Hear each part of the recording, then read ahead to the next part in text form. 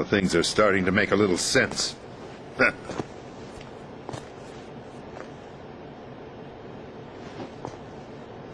Switch over to nano communication so nobody can listen in. Yes, sir. Do you read me, sir? Yes. Mr. President, it's my understanding that the terrorists have managed to input the code sequence necessary for launching a nuclear strike. That's correct. I punched the sequence in myself. You're working for them? If you asked me 2 hours ago, my answer would have been yes. Right now, they're keeping me alive until my vital signs are reconfirmed. They betrayed you? I wouldn't quite put it that way. I wanted power. They sought destruction. But why stoop to terrorism? I wanted absolute power. But you're the president. You have power. No, I'm just a figurehead. Huh? I don't have any control. The real power is in the Patriots' hands. The Patriots? The truth behind this country. I'm not surprised you've never heard of them. Very few are aware of their existence, even among those with code word clearance. Huh? Politics, the military, the economy, they control it all. They even choose who becomes president. Putting it simply, the Patriots rule this country. No. Hard to believe, isn't it? But it's the truth. The space defense, income tax reduction, and national missile defense programs. Every policy that's been credited to me was actually done according to their instructions. Space defense was initiated by Congress. That's what the Patriots want the country to believe. It's all a show. Democracy is just a filler for textbooks. Think about it. Do you actually believe that public opinion influences the government? No. This country is shaped and controlled as the Patriots see fit. The people are shown what they want to believe. What you call government is actually a well-staged production aimed at satisfying the public. Huh? Don't look at me like that. I'm legally sane, you know. It's not your sanity that worries me. The Patriots. Even I don't know who the actual members are. Are they financial, political, or military leaders? No one knows who the Patriots really are. Even my instructions come from a cutout. All I've been told is that every key decision is made by a group of 12 men, known as the Wise Men's Committee. Your office? The White House? Merely puppets, pawns in a game. By pledging my loyalty, an insignificant son of a senator was awarded the presidency.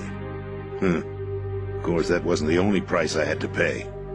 What do you mean? Even if a pawn becomes a queen, it is still just a playing piece. I wanted to leave my own mark in history, but my ambitions were... You'll understand someday.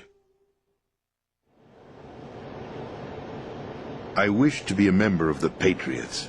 I wanted to wield the power of a king instead of being an expendable pawn.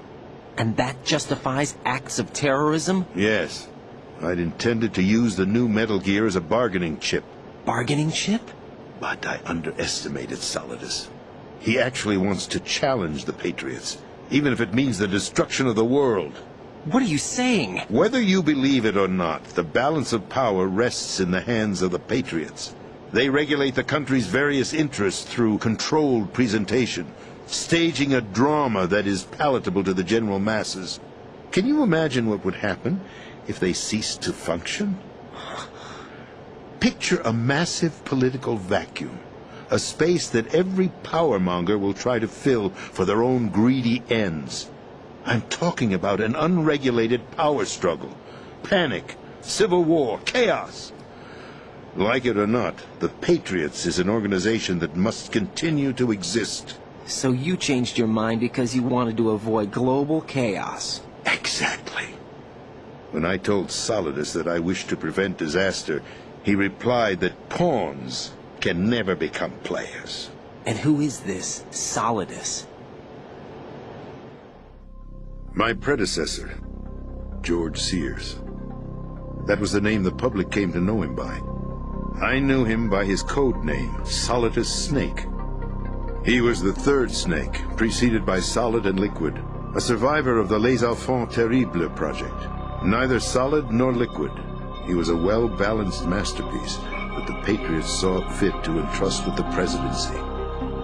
However, he fell out of grace with the organization 4 years ago. When acting on his own, he started an incident. 4 years ago? Shadow Moses! That's right. At the time, the DARPA chief, Donald Anderson, together with certain influential parties, initiated the development of Metal Gear Rex and an advanced nuclear warhead.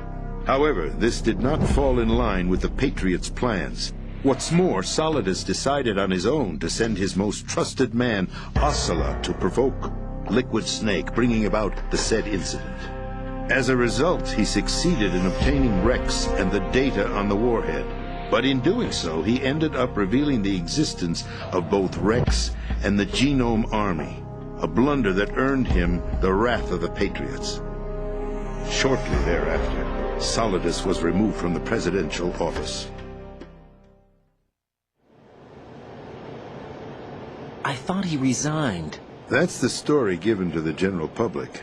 Following his resignation, the Patriots selected me, their new pawn, for the presidency. But that would mean that the presidential race was... That was quite a show, wasn't it?